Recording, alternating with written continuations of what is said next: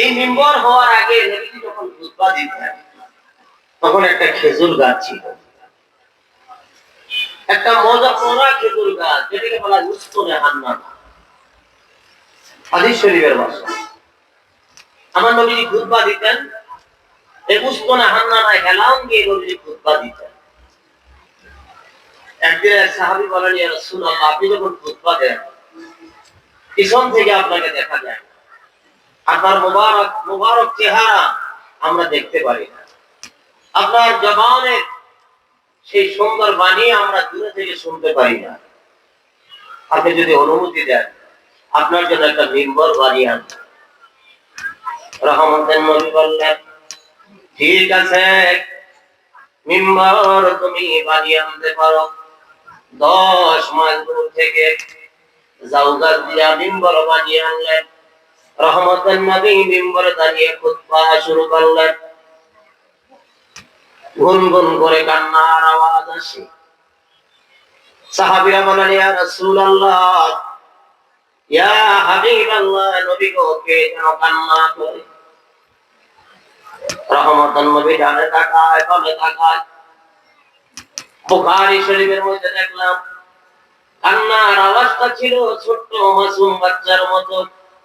কান্নার আওয়াজটা ছিল 9 মাসের গর্ভবতী উটের কান্নার মতো। নবীজি মিম্বর শরীফ থেকে নেমে গেলেন, মরা খেজুর ডালের মধ্যে স্পর্শ করলেন, কান্না বন্ধ হয়ে গেল। আল্লাহু আকবার। নবীজি ছেড়ে দিলেন, কান্না শুরু হয়ে গেল।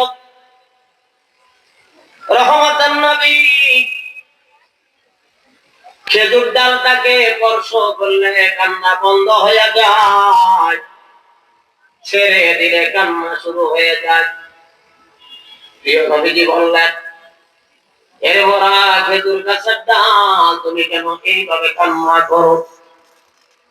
ইয়া রাসূলুল্লাহ, ইয়া হাবিবাল্লাহ, নবী গো, আপনার জন্য যখন মিম্বর শরীফ আনা হয় নাই, আপনি যখন খুতবা দিতেন তখন আমার গায়ে হেলান দিয়ে খুতবা দিতেন।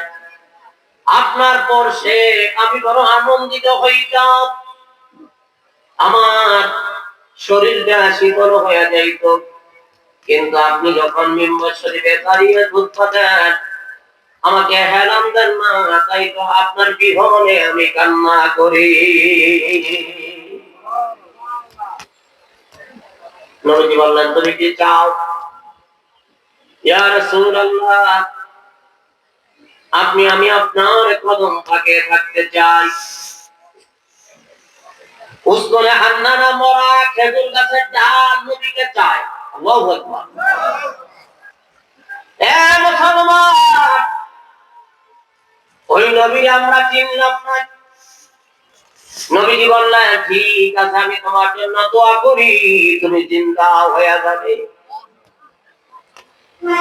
আমার নবী এমন নবী, নবীজি হা বলেছেন উম্মতের জন্য হালাল। আমার নবী না বলেছেন উম্মতের জন্য হারাম। আমার নবী আঙ্গুল মুবারক ইশারা করেছেন চন্দ্র দুখণ্ড। আমার নবী কদম মুবারক সামনে অগ্রসর করেছেন, আল্লাহ সে আজিমে চলে গেছে। আমার নবীজি দু হাত মুবারক উঠাইবার আগে আল্লাহ পাকের দরবারে দোয়া কবুল হয়ে গেছে।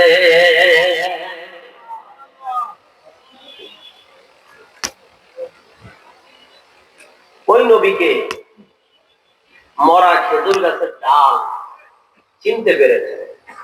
কিন্তু আমরা অনেক উম্মত আছে নবীরে চিনতে, একটু জোরে বলে, নবীরে চিনতে পারি? বলে নবী আমার মতো মানুষ। নাউজুবিল্লাহ পড়ে। দলিল কি? বলে নবীজি আল্লাহ বলেছেন, আনা বাশারুম মিসলুকুম, হাবিব আপনি বলে দেন আমি তোমাদের মতো মানুষ। কিন্তু এর পরবর্তী অংশে বলেছেন, আমার কাছে ওহী আছে, তোমাদের কাছে ওহী আছে। তাহলে কি নবী আমাদের মতো?